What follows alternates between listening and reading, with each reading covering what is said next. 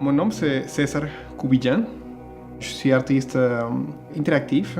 Je suis d'origine vénézuélienne, spécifiquement de la ville de Maracaibo. C'est la deuxième ville au niveau économique et la deuxième ville développée au Venezuela.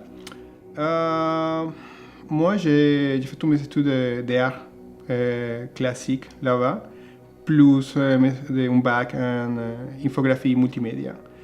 Je suis arrivé au Canada, spécifiquement ici au Québec, il y a 8 ans. Ouais, c'est toute une histoire d'arriver, d'être immigrant, d'être artiste. Ça demande beaucoup d'énergie, beaucoup d'efforts, beaucoup de compréhension. Parce qu'ils sont en train de se plonger dans une culture qui est totalement différente, même si c'est une culture qui est très accueillante et qui est toujours prêt à nous aider, ça reste encore un choc très, très fort.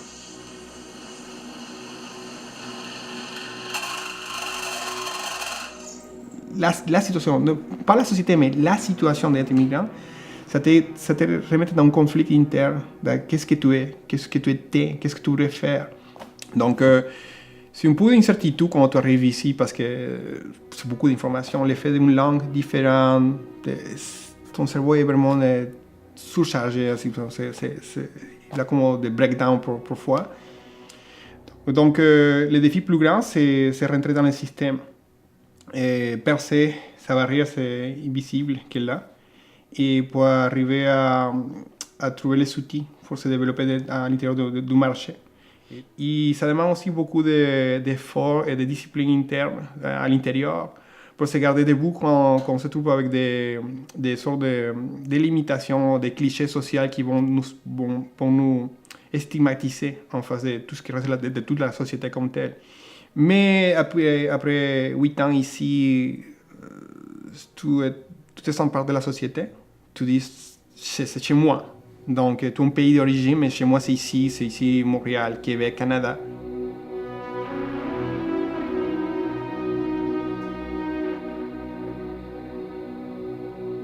À ce moment-là, je suis assis dans une de mes créations.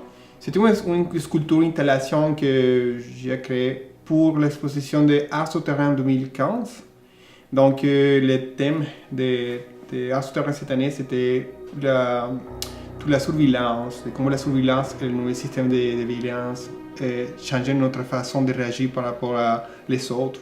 Donc, moi, j'ai créé cette sculpture-là, que ça ressemble à une mouche, parce que les mouches, il a des yeux facettés. Ils sont toujours en train de regarder toutes les choses qui sont autour d'elles. La plupart des éléments qui sont part de la structure sont des affaires recyclées, réutilisées.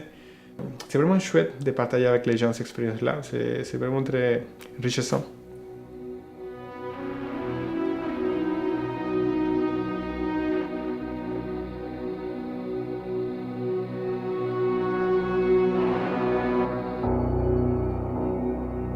Mon parcours, mes intérêts sont plus larges. Je me garde toujours dans le côté production audiovisuelle.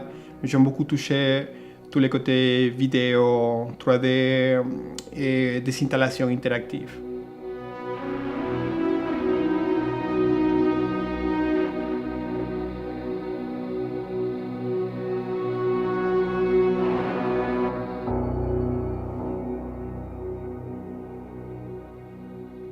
Donc moi je viens de sortir de 3 présentations. Je suis encore en train de conversation avec la Société d'art et technologie pour voir si c'est factible de réaliser une installation. C'est une sorte d'écosystème de poissons animatroniques robotiques. Et plus un concert avec Alejandra Cifuentes Díaz et Michel Ekimi.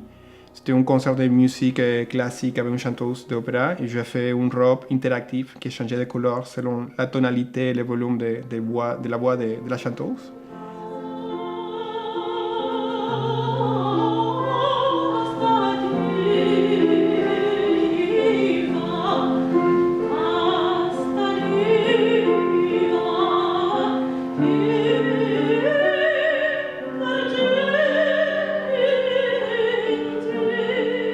pour ça que les derniers 4 ans, j'ai pris mon défi personnel de rebâtir, rebâtir mon nom professionnel ici.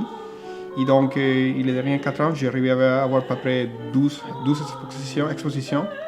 Et l'autre projet à côté, c'est finir de tourner un court-métrage de science-fiction, c'est 5 minutes. C'est un projet dans lequel j'ai travaillé depuis 3 ans et demi, une chose comme ça.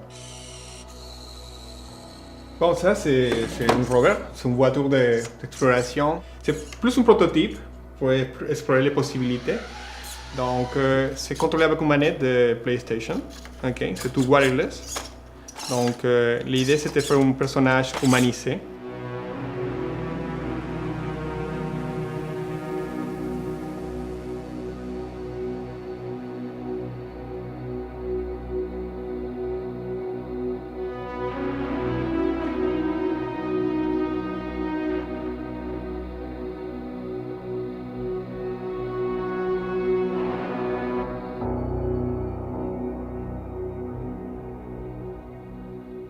Donc, pour une raison ou l'autre, j'ai arrêté le projet et j'ai démarré le projet encore une fois avec une nouvelle équipe de gens, de collaborateurs. Et je pense que ça, c'est la bonne.